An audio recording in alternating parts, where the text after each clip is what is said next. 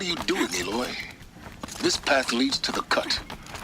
The Banuk have nothing to offer besides useless mysticism. The Eclipse won't stand idle while you waste time playing in the snow.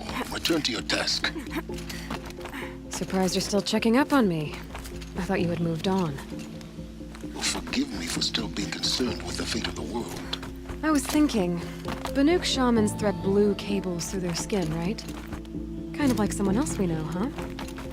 So maybe the real reason you want me to stay clear of the Banuk is to stay clear of your past. It's not the past that concerns me, Aloy. It's the future, or possible lack thereof. Which is why you should stop prattling and get back to what matters. But as usual, you'll do as you wish. Touchy.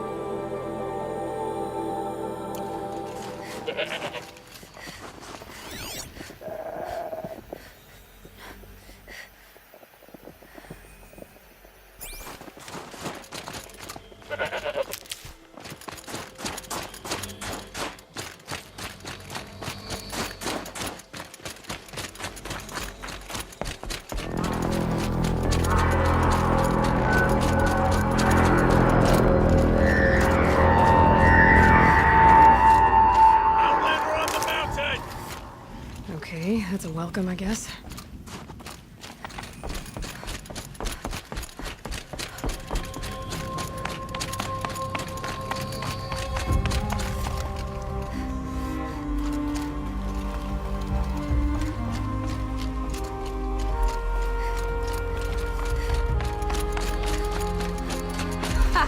You sure you'll be warm enough up here, Nora? I've worked up a sweat from the climb.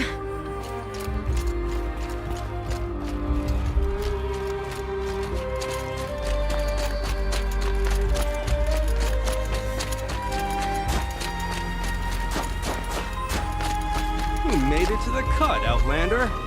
Not that you'll stay long. This is Song's Edge, biggest settlement in the cut. Smoke rising from the mountain. The village, too. What's it for?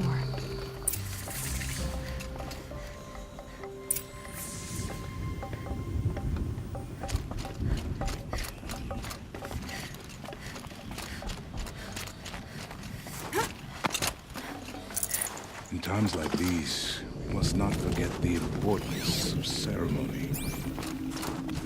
Our shaman has abandoned us. Our chieftain has led our best to their deaths. Where should we find him now?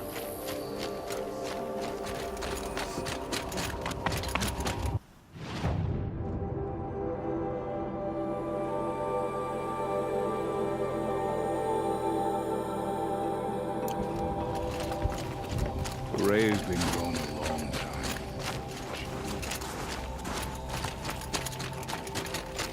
Must be something big going Young on. hunters have learned Most the of the lesson village is moving of towards that struggle. smoke. Sometimes, loss is the price of survival.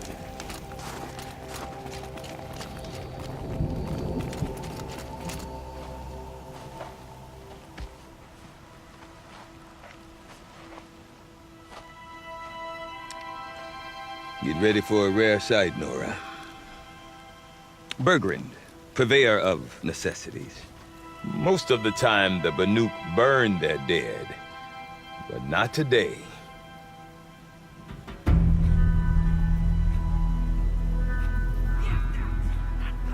Because the bodies couldn't be recovered. Aye, a nasty business. All their best warriors lost. So they're getting a different kind of send-off.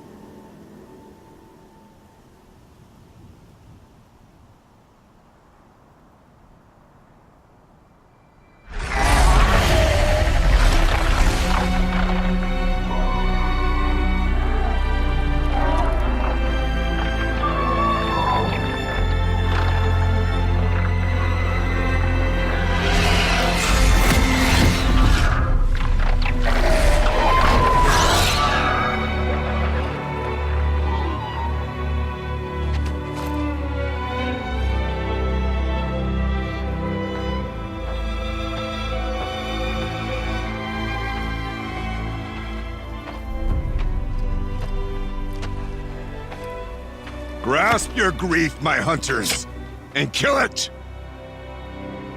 For our kin sees the fate all Banuk long for. Falling with their spears striking steel. Their struggle is over now. You have witnessed their spirits rise up into the blue sky and beyond to the blue light. But our struggle is only beginning. Soon, we will again take up the hunt against the daemon that frenzies the machines against us. And so I ask you, can you summon the courage of our fallen kin? Will you fight and die as well as they did? My courage! My spear! Our blood is in your teeth, Aratak! We are Banuk. Our enemies are prey.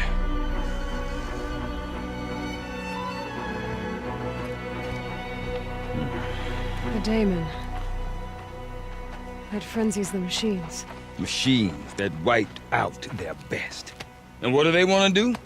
Go back up there. Fools. A little advice, for free. Aloy. Aloy. I've been up here for 2 long winters, and I still can't make sense of the Banuk. Take this ruckus. It started with one of their shamans, Aurea, spouting on about spirits and daemons up on Thunder's drum. So they march their Warwick up there, and half of them get slaughtered by machines. When Aurea vanished, I thought the crazy might have gone with her, but no. Here's Big Aratak, gearing them up to do it all over again. You said you've lived out here for 2 winters? Aye. Back home, some fur traders told me about this steel-forsaken heap of tents. Good location. Ripe for change. We were barely scraping by until this place started filling up for Aurea. A great prophet is coming, they said. I heard prophet. Honest mistake. Not that the Banuk are stingy, they just prefer to keep trade among themselves. We could get through to enough of them. We could really put this place on the map. Or at least on a map. We? Me and my daughter. My assistant, Varja. My assistant and my daughter. We seem to get along better as business partners. Her mother wanted me to show her a trade. She started tinkering with weapons. Say, when you need a break from this Banuk carry-on, stop in and see her. You're both, how do I put it? Women? No. Independent. Look for her at Long Notch, the easternmost Banuk camp. What is it about the Banuk you can't make sense of? Well, everything's a test to them. A hardship to endure. A challenge to survive. Seems like they don't have much of a choice in a place like this. Yeah. A land cold enough to crack teeth, filled with wild animals. You think they'd accept a little reasonably priced aid. Don't believe me, I've tried to convince them. But a Banuk with nothing left to prove might just lie down and die. Is Aratak a renowned warrior around here? He's a Warwick chieftain. His voice carries a lot of respect. Not that you hear much of it. Man talks about as much as a dead fish. But when he and Aurea came to town with their Warwick, it drew more Banuk to this little burg than I'd ever seen. Know what else I saw, Aloy? My own little trade route, stretching all the way back to the claim. Then, he goes and leads them off to their death at the claws of angry machines. So much for my best customers. We? Me and her... Say... Women? No, look for her. What are these Warwicks about, Bertrand? Some sort of tribe within the tribe? Not like our clans back home. You don't get born into these things. They hold tryouts. Prove your best at something and you might get a place. Some Warwicks come and go. Some last as long as metal. The whole Banuk territory, Banur, is just a bunch of the biggest, oldest Warwicks. I'm not sure if I'm less confused or more confused. Well, here's the sure thing. Each Warwick has a chieftain and a shaman. They make the decisions. All well and good, except the chieftains are hard-headed, and the shamans have their heads in the clouds. And Aurea is the one who spoke about this daemon? That's right. Told Aratak and the others that it lives up on Thunder's drum, and they believed him. But you don't. Look, I don't know what Aurea found up there. A shaman's not going to talk to an outlander.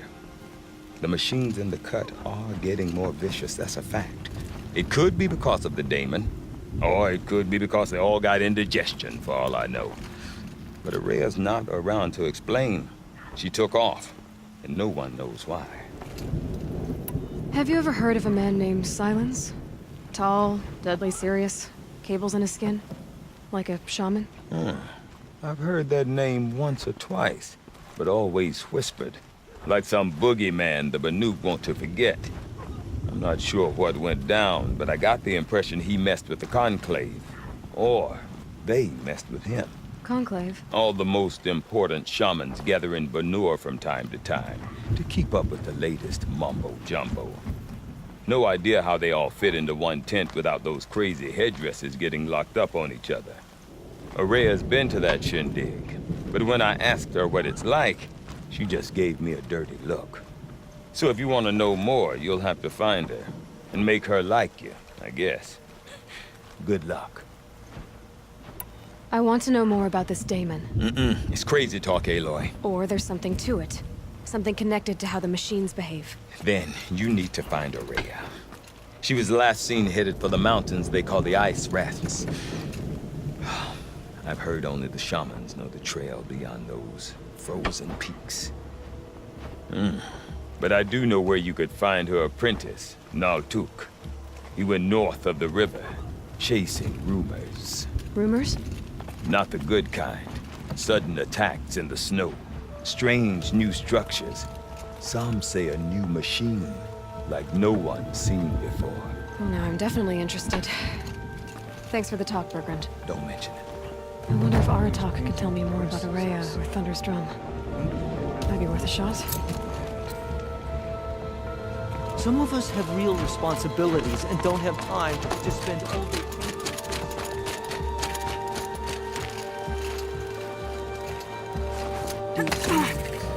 Silence by rising waters. I'd march over to Stone Yield and take on those beds. You seem sad, stranger.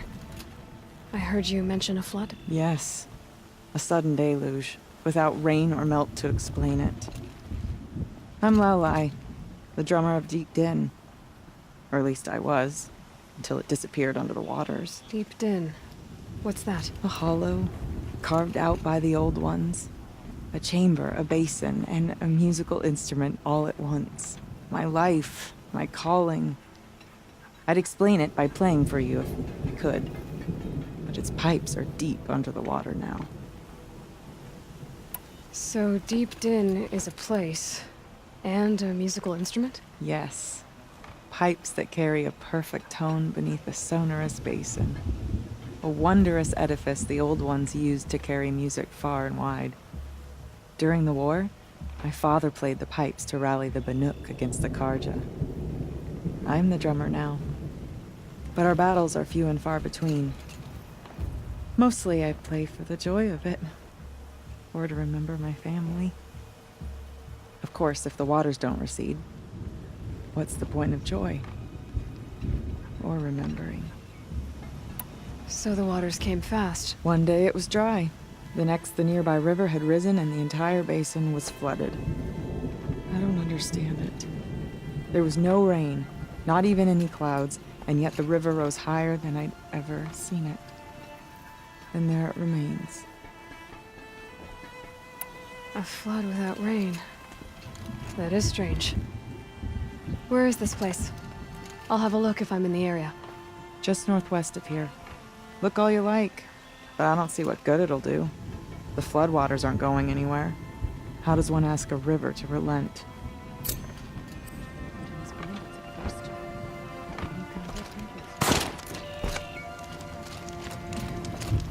Oh, an outlander. Not many.